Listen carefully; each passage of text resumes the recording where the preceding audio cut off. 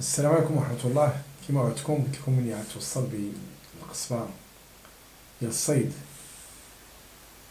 جديدة غادي نوريها لكم. قبل وريتكم الماكينة ديال الكيلة، دابا عندنا قصبة ديال الصيد راه توصلت بها. الثمن ديالها في علي اكسبريس كيدير 64 اورو تقريبا، والشحن شي 22. ولكن الغريب في الامر ملي توصلت بها عاود طلبوا مني مازال نخلص 22 زايده، ما عرفتش علاش، ما عرفتش ديالاش. ومع الفلو كيكون كلشي خاص في اكسبريس. دابا غادي نقوموا بالفتح ديال العلبه، باقا مسدوده.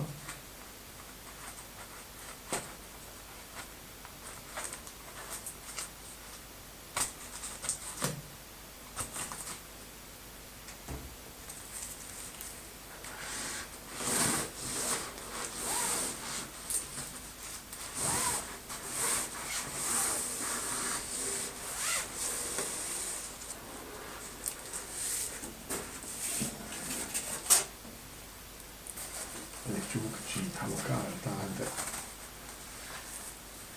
هاد الغلاف تقريبا ما كيدخلش يمكن الماء، مغلف مزيان ولا ماشي بحال ماشي ديال الثوب.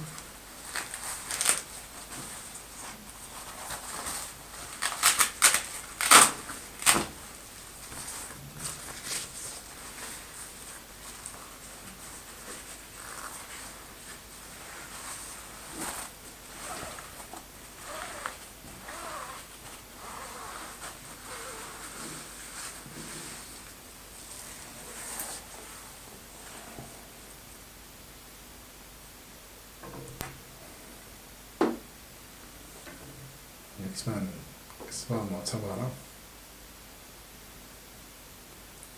كلشي هادشي الخرز ديالها ديال فوجي، ماركة فوجي. قصبة رقيقة والفينيسيو ديالها ممتازة، زوينة بزاف.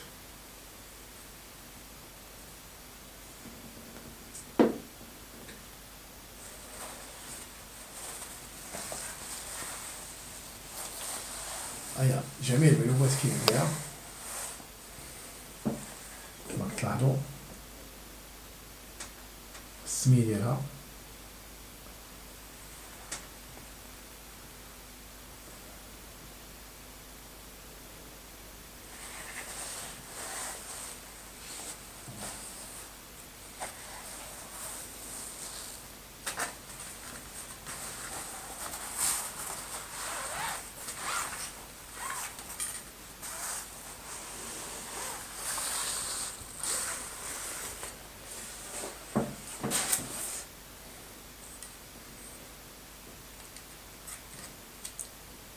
كما كتلاحظوا نوع ماركة فوجي.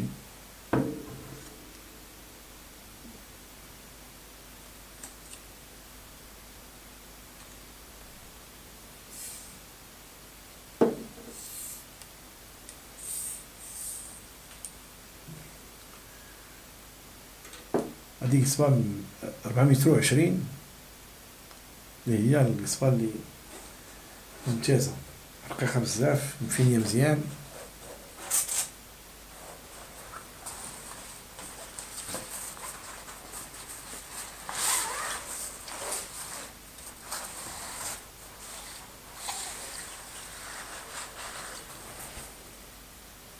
كما كتلاحظوا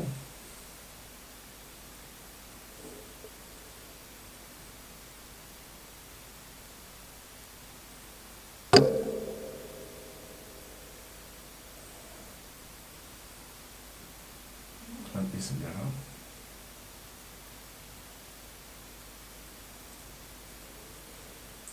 وعند هذا سهل في الخدمة ديالو.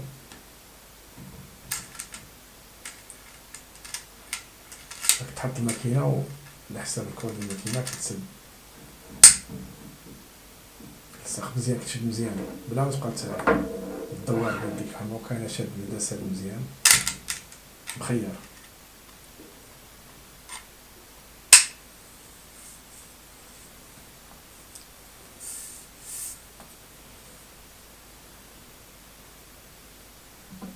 هذه القصبة اللي توصلنا بها ان شاء الله.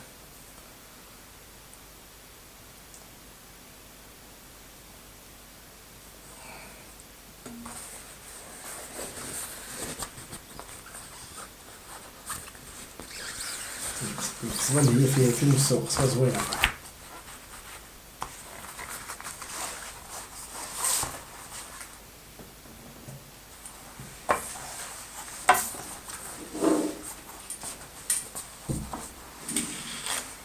وملي عندو شي سؤال ولا شي حاجة يكتبها في التعليقات، نتسناو التعليقات ديالكم. هاد القناة كديرها ديال الطبخ ودابا كنعرض فيها هاد الأدوات ديال الصيد، لأن أنا كما لاحظتو في القناة ديال الطبخ كندير السمك الحوت بزاف، والمشكل هو أن الحوت اللي كاين في المارشي كنشوف في المارشي يكون واحد الكاليتي اللي ماشي هي هذيك، يكون شويه قديم والجوده ماشي هذيك، وخاصة هنا في أوروبا عندنا المشكل هذا. إذا الواحد يبغي ياكل شي حاجة فريش وجديدة يدير قصبة ويتوكل على الله، يبيع على السمك في البحر ماشي في الواد. الحوت هنا ديال الواد ماشي ديال الماكلة، بزاف ديال الناس كيمشيو للواد كيشدو الحوت ديال الواد، لأنهم الناس يجيونا الجالية ديال الدول العربية وبعض المغاربة، ولكن ماشي حوت ديال الأكل. هذا هو اللي عندي في هذا الجديد في هذا اللي كاين دابا حاليا، ونتمنى نتلاقاو في فيديو قادم ان شاء الله. خوتي خواتاتي نودعكم الى فيديو قادم ان شاء الله.